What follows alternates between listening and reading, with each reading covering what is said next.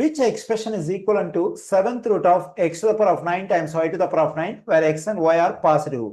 Okay, now let me take this stuff as it is. That is 7th root of x to the power of 9 times y to the power of 9 equals to 7th root of, let's consider the stuff we have inside the radical sign. Here, two powers are multiplied with the same exponent 9. Whenever two powers are multiplied with the same exponent, we can write the exponent in common and multiply the bases. When I multiply the bases x and y, I am getting x times y. It can be written as xy.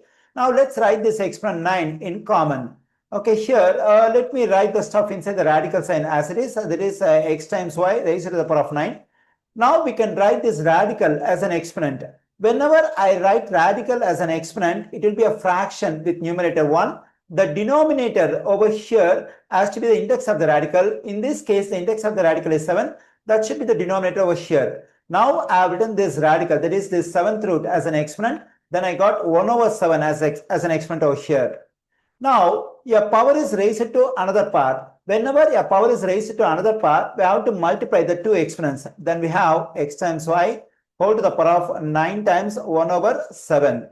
Okay, x times y. When I multiply 9 and 1 over 7, I am getting 9 over 7.